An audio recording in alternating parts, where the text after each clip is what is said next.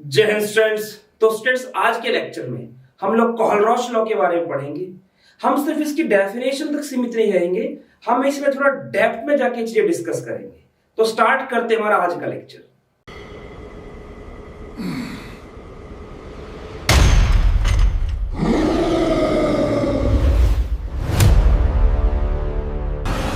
देखिए स्टूडेंट्स, हम बात करें Kohlrausch law of independent migration of ions की। तो देखिए क्या कुछ है इसके अंदर। क्या हुआ कि जो स्ट्रॉन्ग इलेक्ट्रोलाइट होते हैं, जो स्ट्रॉन्ग इलेक्ट्रोलाइट होते हैं, उनकी अलग अलग कंसंट्रेशन पे क्या की गई, स्टडी की गई। उनकी जो कंडक्टिविटी है, कौन सी कंडक्टिविटी, इक्विवेलेंट कंडक्टिविटी की हमें बात कर रहा हूं। उनकी इक्विवेलेंट कंडक्टिविटी को मेजर किया गया अलग अलग कंसंट्रेशंस पर एट डिफरेंट कंसंट्रेशन, और उसके बेस पर एक ग्राफ बनाया गया जो कि मैं ऑलरेडी आप लोगों से डिस्कस कर चुका हूं। ये कंसंट्रेशन है, यहां इनकी वैल्यूज लिखी हुई होंगी, ठीक है। जैसे ये 0 है, ये मान लीजिए 0.001, कुछ इस तरह 0.002, इस तरह चलता जाएगा। तो हमने क्या देखा, स्ट्रॉन्ग इलेक्ट्रोलाइट के केस में एक स्ट्रेट लाइन ग्राफ आता है ऐसे, ठीक है, और एक्स्ट्रा प्लोटेशन करते हैं तो वो इसको यहां पे कट करता है, जो कि किसी स्ट्रॉन्ग इलेक्ट्रोलाइट के लिए मैक्सिमम वैल्यू होती है उसकी इक्विवेलेंट कंडक्टिविटी की। और इसको हमने डिबे-हकल-सागर इक्वेशन से कंपेयर भी किया था, जो कि ये कहती है कि किसी भी कंसंट्रेशन पे जो इसकी कंडक्टिविटी होगी वो इनफाइनाइट डाइल्यूशन वाली जो कंडक्टिविटी है, इनफाइनाइट डाइल्यूशन पर जब कंडक्टिविटी होगी, मतलब जब आपका इलेक्ट्रोलाइट ना के बराबर, सॉल्वेंट बहुत ज्यादा एक्सेस में है, उससे कम होगी। कितनी कम होगी, b/√c। इसमें से माइनस करना, √c में वैल्यू पता चल जाएगी कि किस मान लो जैसे हमें इस कंसंट्रेशन निकालना है कि भाई ये कंसंट्रेशन इस पे जानना चाहते हैं, तो इसको टच किया यहां पे, तो यहां पे इसकी वैल्यू कितनी कंडक्टिविटी है, कितने पे आ गई, यहां पे कंसंट्रेशन लिख दी, मान लो 0.003 आ गई, यहां पे इसकी जो वैल्यू आएगी वो लिख दी, और लैम्डा इन्फिनिटी यहां से हमारे पास। तो इसको सोल्व करके आएगा। इसमें जो b है, b क्या होता है, b एक कांस्टेंट होता है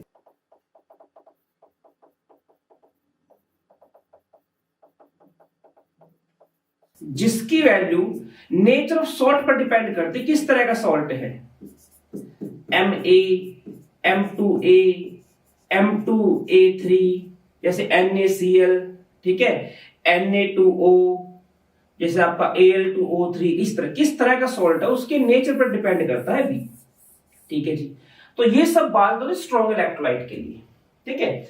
लेकिन जब वीक इलेक्ट्रोलाइट की बात आई तो वहां पर हमने क्या देखा कि जब कंसंट्रेशन आपकी 10⁻⁻⁴ नॉर्मल इतनी हो जाती है, ये कंसंट्रेशन जब आती है तो अब ग्राफ की लीनियरिटी खत्म हो जाती है। अब लीनियर ग्राफ हमें नहीं मिलता है, ठीक है। इसी से कंपेयर करके y इक्वल टू, देखो y equal to mx plus c, यहां माइनस आएगा, यहां पे ग्राफ नीचे आके इसका स्लो ये माइनस दे रखा है, ठीक है। तो हमारे पास एक तो क्या था, जो एक कंडक्टिविटी थी, तो वो वेरिएबल है, एक कंसंट्रेशन होता है, x वेरिएबल है, ठीक है ना। इस तरह से था ये, इसकी y एक्सिस पे कहां पे कट करता है, इसकी मैक्सिमम वैल्यू ये आ गई आपकी, ठीक। m क्या स्लोप, नेगेटिव साइन है, तो मतलब ये कैसे आएगी, स्ट्रेट लाइन आपकी डिक्रीजिंग और डिक्लाइन आएगी। तो कहता है अगर ये कंसंट्रेशन है 10⁻⁴, तो अब ये ग्राफ ना लीनियर नहीं रहेगा। ये ग्राफ क्या रहेगा, नॉट लीनियर। ये ग्राफ जो है वो लीनियर नहीं रहेगा, ठीक है जी।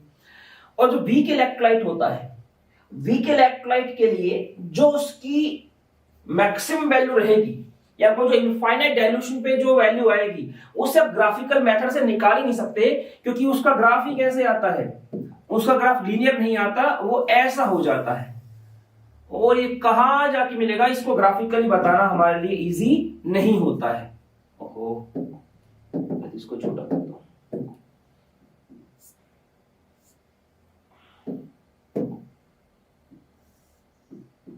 ठीक, तो उन्होंने क्या हुआ, एक साइंटिस्ट है कॉहन रॉस, उन्होंने स्टडी की अलग अलग इलेक्ट्रोलाइट्स पर और बड़ा इंटरेस्टिंग रिलेशन उनके बीच में निकाला। क्या स्टडी थी, क्या रिलेशन था, मैं आप लोगों को बताऊंगा। देखिए, सबसे पहले तो मैं यहां पे कुछ डाटा लिखूंगा। उन्होंने जब एक्सपेरिमेंट किया, उनकी इक्विवेलेंट कंडक्टिविटी निकाली तो इनफाइनाइट डाइल्यूशन पे, तो क्या डाटा मिला, यहां एक तरफ लिखूंगा मैं इलेक्ट्रोलाइट, एक तरफ रहेगा इलेक्ट्रोलाइट, ठीक है, और एक तरफ लिखूंगा मैं इनफाइनाइट डाइल्यूशन पर जो भी उनकी इक्विवेलेंट कंडक्टिविटी थी एट 291 केल्विन टेम्परेचर। ठीक है, तो क्या डेटा उन्होंने देखा, उन्होंने देखा कि जो हमारे पास KCl है, KCl NaCl, इन दोनों का पेयर बनाया, KNO3 NaNO3 NaNO3, इन दोनों का पेयर बनाया। क्या वैल्यू आई, यहां पे वैल्यू आई इस सॉल्ट की 130.16, 108.9, ये आ गया आपका 125.5, 105.3, फिर आपका KCl और KNO3, इसलिए वैल्यू आई KCl के लिए हम लिख चुके 130.16, KNO3 की आपकी 125.5, फिर आएगा आपका NaNO3 और NaCl, NaCl के लिए 108.9 और NaNO3 के लिए 105.3। ठीक है, अब जरा ध्यान से देखना आप, एक जोड़ा इसका, एक जोड़ा इसका, एक जोड़ा इसका, एक जोड़ा इसका, ये हमने देखा। पहले वाले में हमने क्या किया, अनायन सेम रखा, कटायन चेंज कर दिया। इन दोनों में जो डिफरेंस है वो कितने का है, लगभग 21.7 लगा ले, ठीक है, 21.17 इसके आसपास गैप है इन दोनों में। अगले मैंने क्या किया, अगले मैंने अनायन सेम रखा, कटायन के बीच डिफरेंस देखा, सॉरी अनायन सेम रखा, कटायन चेंज कर दिया, तो यहां पे मैंने क्या देखा, यहां पे डिफरेंस कितना आ रहा है आपका 21.17। अगले मैंने क्या किया, इसमें कटायन सेम रखे हैं, अनायन चेंज कर दिए, यहां डिफरेंस कितने का आ गया 3 नहीं है, ये आपका 125 है ना, तो 4.6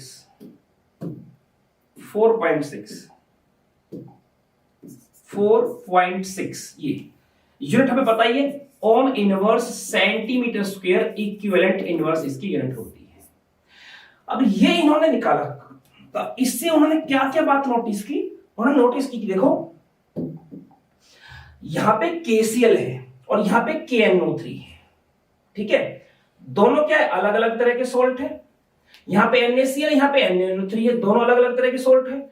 जब यहां पर डिफरेंस जो आ रहा है, समझ रहे मेरी बात को, यहां जो डिफरेंस आ रहा है वो अनायन के कारण तो आएगा नहीं, क्योंकि अनायन तो क्या है आपका, अनायन सेम है, दोनों में क्या है Cl माइनस आयन है इधर, तो जो डिफरेंस आया है 21.17 किस कारण है, कटायन के कारण है। अब उसने क्या किया, सॉल्ट का नेचर चेंज कर दिया, जो पहले हैलाइड था उसे नाइट्रेट बना दिया। अब क्या देखो, अभी भी डिफरेंस किसके कारण आएगा, कटायन कारण, अनायन तो सेम है, अब भी ये डिफरेंस क्या रहा, सेम रहा, मतलब सॉल्ट का थोड़ा सा मैं नेचर चेंज कर रहा हूं ना, उसे हैलाइड से मैं नाइट्रेट की तरफ लेके जा रहा हूं, तो भी इसकी जो इक्विवेलेंट कंडक्टिविटी है उस पर कोई फर्क नहीं पड़ा है। अगर आगे देखिए इसी डाटा को, अब कटायन सेम कर दिया इन्होंने, तो यहां पर जो इक्विवेलेंट कंडक्टिविटी में डिफरेंस आ रहा होगा, कटायन कारण तो आ नहीं रहा होगा, किस कारण होगा, अनायन कारण। अब यहां पे क्या है, जो अनायन है, अनायन चेंज कर दिया, डिफरेंस कितने का है 4.6 का, ठीक है जी। अब इन्होंने क्या किया, ये आपका जो K था ना, वहां पे क्या कर दिया Na, ठीक है, और Cl और NO3, तो अभी भी तो डिफरेंस आएगा। देखो ये चीज तो सेम है ना, इसका इसमें डिफरेंस आया नहीं, ऐसे इसमें इसके कारण तो डिफरेंस आएगा नहीं। किस कारण आएगा, नाइट्रेट या क्लोराइड के कारण, तो ये भी क्या है आपका सेम आया। तो मतलब जो हर एक आयन होता है उसकी अपनी ही एक इक्विवेलेंट कंडक्टिविटी होती है। वो किस तरह के कटायन के साथ जुड़ा है, उसके साथ जुड़ने से उसकी इक्विवेलेंट कंडक्टिविटी पर कोई असर नहीं पड़ता है। जब हम बात करते हैं इनफाइनाइट डाइल्यूशन की, हम बात करते हैं इनफाइनाइट डाइल्यूशन की, ठीक है, क्योंकि उसमें क्या होता है, जो कटायन और अनायन है वो इंडिपेंडेंट हो चुके हैं, वो एक दूसरे डिपेंड नहीं करे, एक दूसरे बहुत दूर जा चुके हैं, ठीक है, जितने भी आयन से क्या हो चुके हैं, इंडिपेंडेंट हो चुके हैं। एट इनफाइनाइट डाइल्यूशन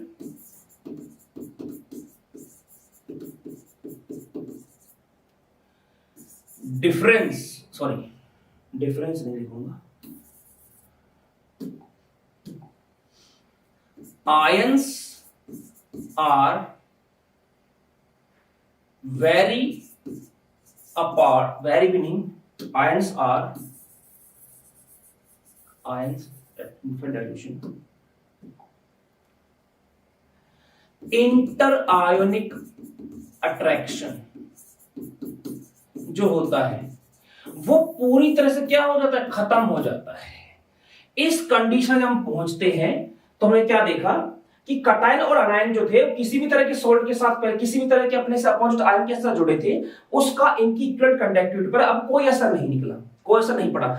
इस चीज को फोकस करते हुए फिर कोहलरॉस लॉ जो था, मतलब उन्होंने कुछ बातें बताई कि देखो क्या कुछ है इसके अंदर, तो वही मैं लिखने जा रहा हूं। तो इसका स्क्रीनशॉट ले लीजिए, इसमें लिखना पॉसिबल नहीं होगा मेरे लिए। देखिए क्या कहता है ये लोग, ये कहता है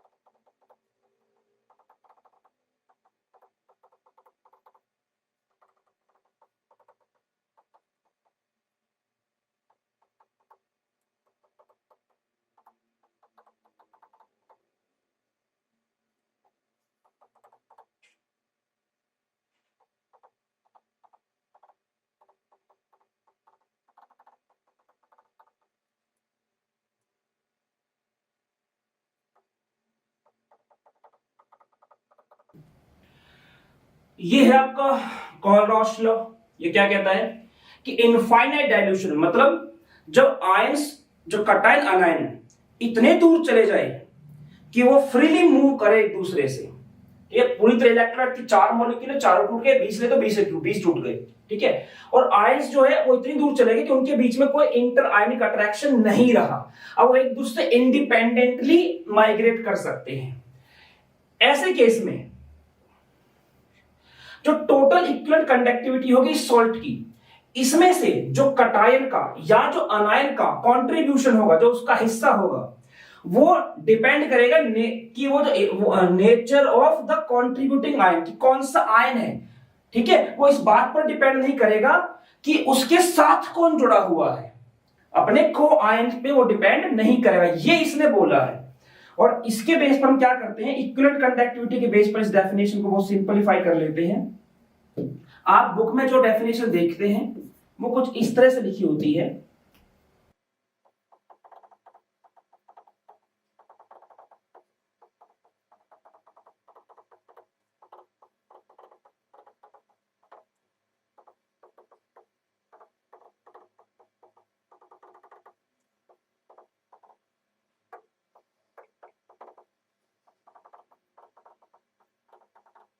और इसके बेस पर हम लोग जो फॉर्मूला बनाते हैं वो क्या हो जाता है, ये हमारे पास कोई मान लो वीक इलेक्ट्रोलाइट है, ठीक है, हम इसकी इक्विवेलेंट कंडक्टिविटी की बात कर रहे हैं।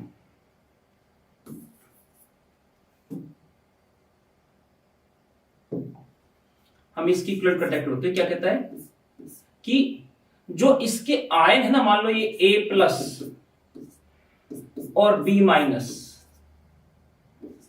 इनकी आयनिक कंडक्टिविटी जो होगी उसके सम के बराबर होगी जो हमारे इलेक्ट्रोलाइट है उसकी इक्विवेलेंट कंडक्टिविटी। अगर मोलर कंडक्टिविटी के टर्म में बात करूं, जैसे मान लो मैंने इधर एग्जांपल लेकर जैसे आप मान लो Al2O3 लेकर चल रहे हैं, तो Al2 में तो कटायन की संख्या भी है ना, 2 कटायन 3 अनायन इस तरह से। तो अगर आप मोलर कंडक्टिविटी लेंगे ना तो इसमें क्या चेंज आ जाएगा, ये हिस्सा तो ऐसे का ऐसे रहेगा, ठीक है।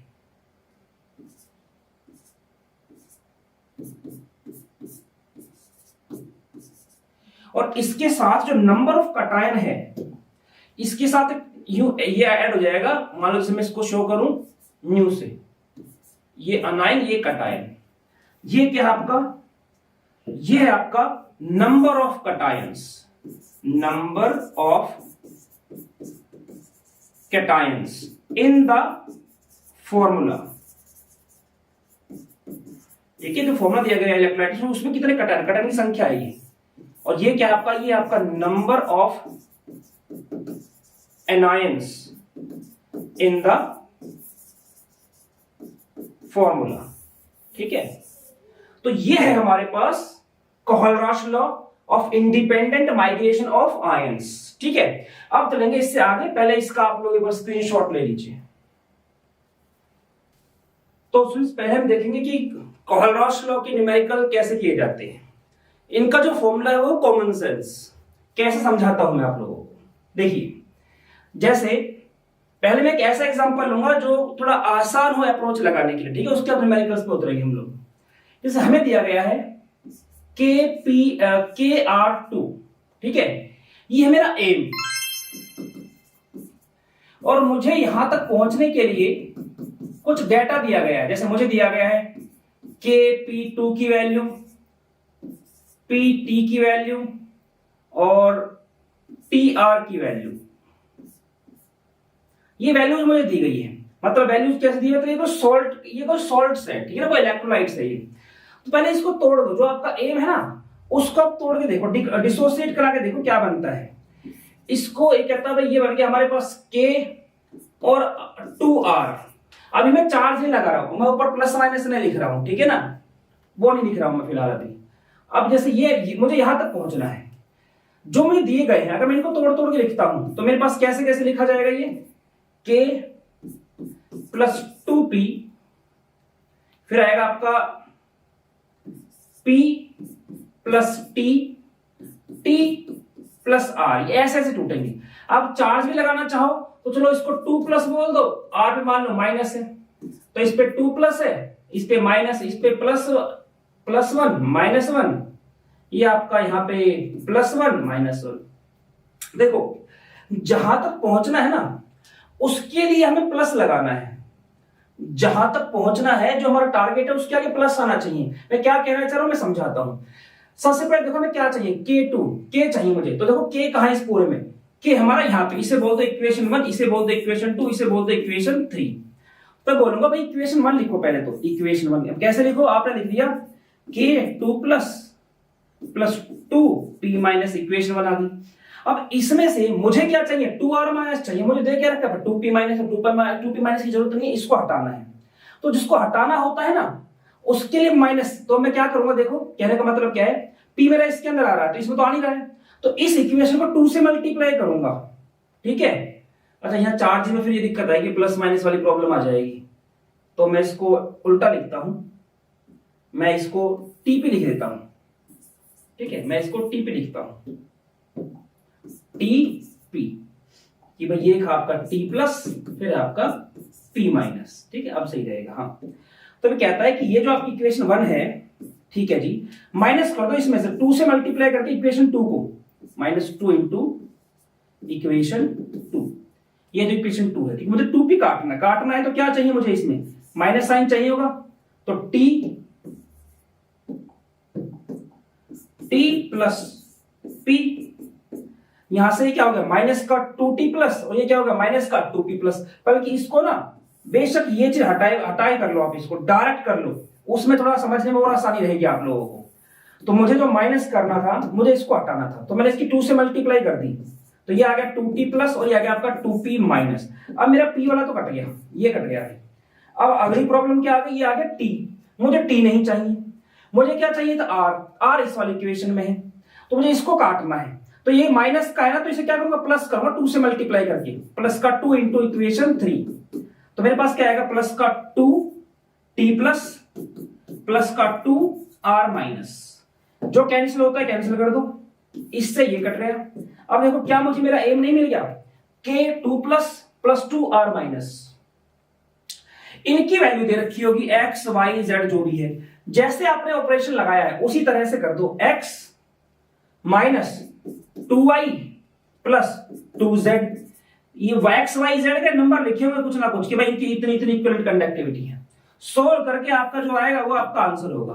तो इसका तो कॉमन सेंस इसका फॉर्मूला है कि कैसे हमें कोई चीज काटना, ये है हमें ये नहीं चाहिए, इसे काटना कैसे, ये इस तरह से करना है इसको, ठीक है। अब न्यूमेरिकल की तरफ हम लोग अप्रोच लगाएंगे, ठीक। तो अब चलते हैं हमारे न्यूमेरिकल्स की तरफ। तो देखिए ये हमारे दो न्यूमेरिकल्स है। पहला न्यूमेरिकल क्या बोलता है, ये कहता है calculate the molar conductance of Al3+, ठीक है, जिसकी निकालनी है, ions eight infinite dilution, given that molar conductance of Al2SO4 का थ्राइस आएगा, मैं थ्राइस लगाना भूल गया हूं इसमें, एंड मोलर, देखिए एम क्या है हमें निकालना, तो ये है, दे क्या रखा है, इसकी दे रखी है molar conductance of this and ionic conductivity of this they रखा है, ठीक है, ये वाली दे रखी है। देखिए जो Al2SO4 का थ्राइस है ये कैसे टूटेगा, Al3+ 2Al3++ 3SO4 2- ऐसे टूटेगा ये, ठीक है। इसकी वैल्यू कितनी दे रखी है, 855, ये इसकी क्या है, मोलर, ठीक है, इनफाइनाइट डाइल्यूशन मोलर कंडक्टिविटी किसकी, Al2SO4 के थ्राइस की, ठीक है जी, 855 आ गया, ठीक है, ज्यादा उस तरफ चला गया हूं।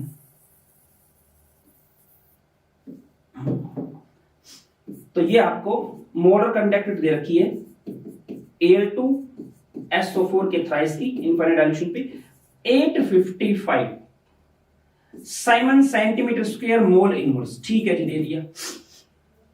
अब देखो इसमें से क्या कहता है इसके बाद दे रखी है SO4 की, ठीक है, चाहिए क्या Al3+ की, तो ये चाहिए, ये एक्स्ट्रा दे रखा है ना, तो SO4 की दे रखी ना आपको, तो ये इक्वेशन 1 हो गई, ठीक।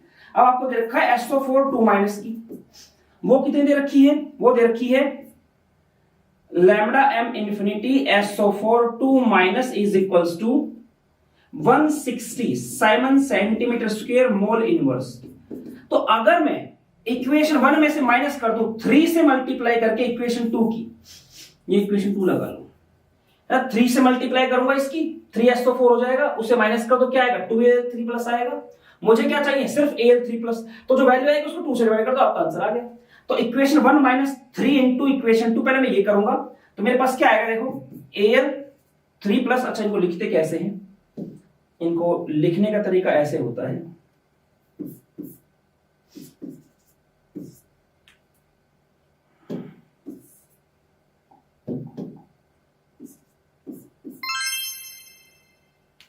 मोलर लिख रखा है ना, हाँ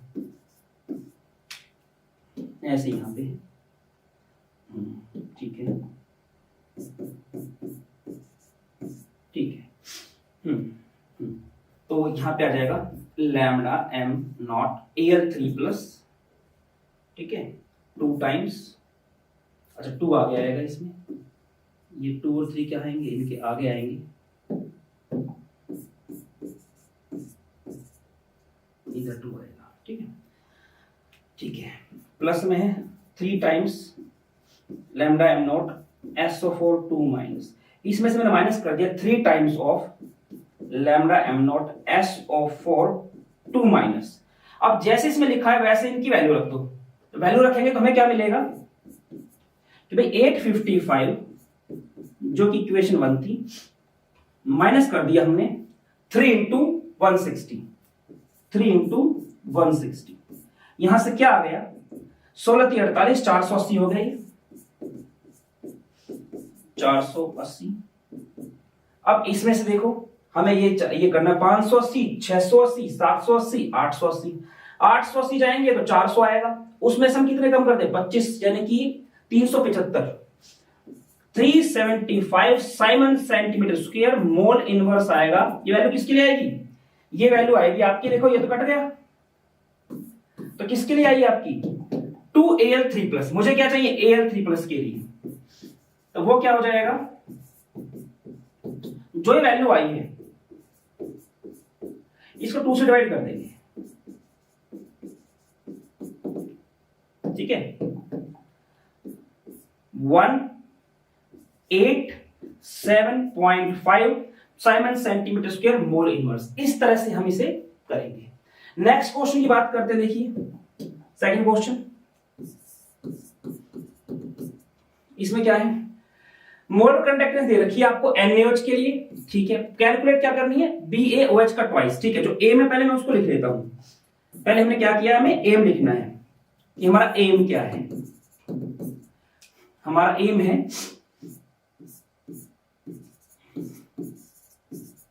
ये निकालना, और इसकी आयोनिक क्या आ जाएगी Ba2 प्लस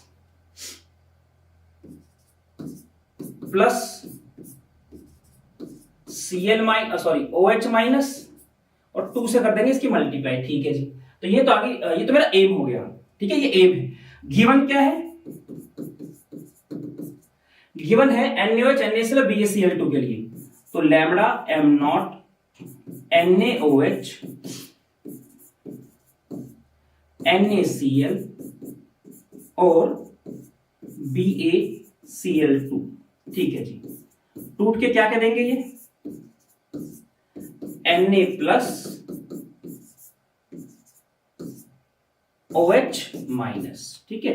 क्योंकि इनफाइनाइट डाइल्यूशन है तो जितने भी हमने इसके मॉलिक्यूल लिए होंगे सारे के सारे कंप्लीटली डिसोसिएट होंगे। और तीसरा है हमारे पास Ba2+ प्लस में 2Cl-, ठीक है।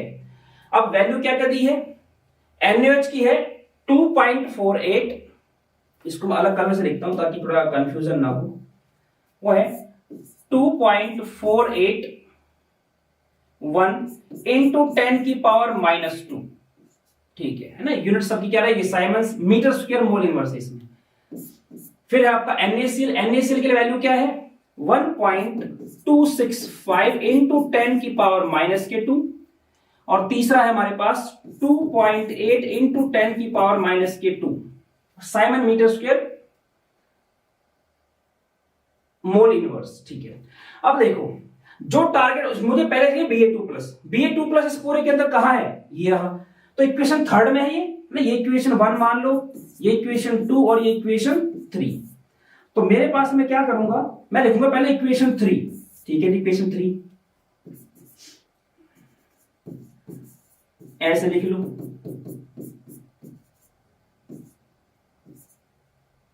ये आ गया। अब इसमें से Ba2+ तो चाहिए मुझे, पर Cl- नहीं चाहिए, तो इसे क्या करो, इसे हटाना पड़ेगा। जिसको हटाना है तो अब अगला देखो Cl- कहां है, इसको हटाने के लिए Cl- इस वाले में है, पर ये एक है, मुझे कितने चाहिए 2, तो इस इक्वेशन की 2 से मल्टीप्लाई करके इसमें से माइनस कर दो, तो माइनस, अब 2 से मल्टीप्लाई करके लिख दो इसको Na+2, और ये भी आपका ये Cl-2 से मल्टीप्लाई, जो कटता उसे काट दो, ये गायब हो गया जी। अब नई दिक्कत आ गई, नई दिक्कत क्या आ गई, मुझे Na+ नहीं चाहिए इसके अंदर। अब देखो Na+ को कैसे हटाएं, यहां है जी Na+, ठीक है।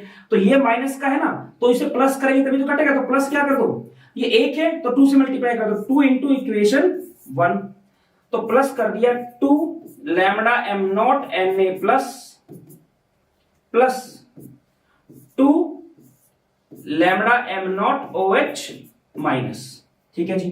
अब Na+ कट गया, ये कट गया, हमारा एम हमें मिल गया Ba2+ plus 2 lambda m0 OH minus, ये मेरा एम था। तो अब इस इक्वेशन में क्या करो, वैल्यू पुट कर दो। इक्वेशन 3 ये रही आपकी, 2.8 इंटू 10 की पावर माइनस के 2, हाँ जी ठीक है, माइनस 2 इंटू इक्वेशन सेकंड क्या है 1.265 इंटू 10 की पावर माइनस के 2, ठीक है जी। उसके बाद क्या है प्लस 2 इंटू इक्वेशन 1 जो कितनी है 2.48 इंटू 10 की पावर माइनस के 2, ठीक है जी। तो मेरे पास कुछ कैलकुलेशन के लिए है नहीं, ठीक है, तो देखिए क्या कुछ आएगा, इधर लिख देता हूं जरा मैं, ये तो ऐसे कैसे रह गया, ठीक। अच्छा, इन सब में से 10 की पावर माइनस 2 क्या कर सकते हैं हम, कॉमन ले सकते हैं, तो 10 की पावर माइनस 2 में लेके चलूंगा कॉमन, ठीक। तो देखिए अब क्या कुछ रहेगा 2.8 माइनस 2 से इसकी मल्टीप्लाई कर दो 10 12 13 का 3 का आगे बच गया 1 4 और 1 5.2 2 से मल्टीप्लाई करेंगे इसकी तो 8 दूनी 16 6 1 4 दूनी 8 और 1 9.4 और इनटू में क्या आ गया 10 की पावर माइनस के 2।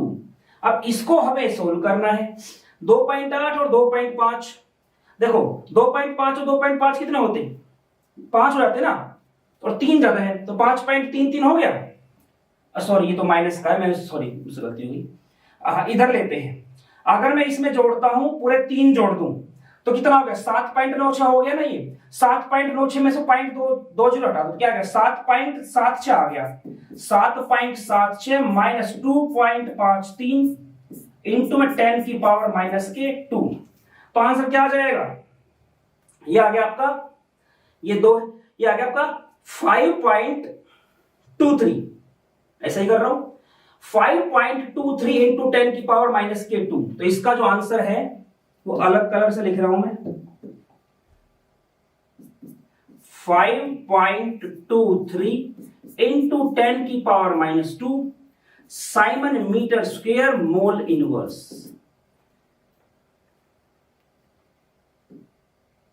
ठीक है। तो ये हमारा आंसर है, स्क्रीनशॉट ले लीजिए फिर आगे चलते हैं। देखिए स्टूडेंट एक चीज समझना, इसका मतलब क्या है उसे समझते हैं।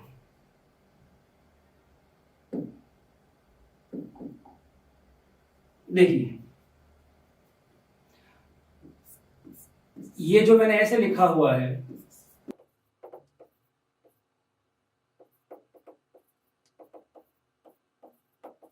ये है क्या, समझना जरा इस चीज को। जैसे हमें दे रखा है Fe2SO4 का थ्राइस, ठीक है, इसकी equivalent conductivity eight infinite dilution पे, तो इसको तोड़ के लिखेंगे ना तो कैसे लिखेंगे समझना जरा।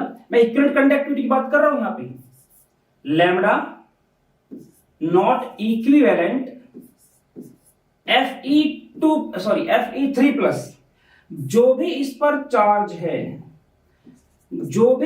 चार्ज है उसी नंबर से इसको डिवाइड किया जाएगा, प्लस SO4 पे कितना होता है 2 माइनस चार्ज होता है, तो SO4 2 माइनस, तो यहां पे क्या 1/2 इससे डिवाइड करेंगे आप, ठीक है। तो ये आपको ध्यान रखना है, ठीक। तो इस तरह से आप इक्विवेलेंट कंडक्टिविटी निकालते हैं, ये इक्विवेलेंट कंडक्टिविटी निकालने का तरीका है। और मोलर कंडक्टिविटी होती तो कैसे निकालते,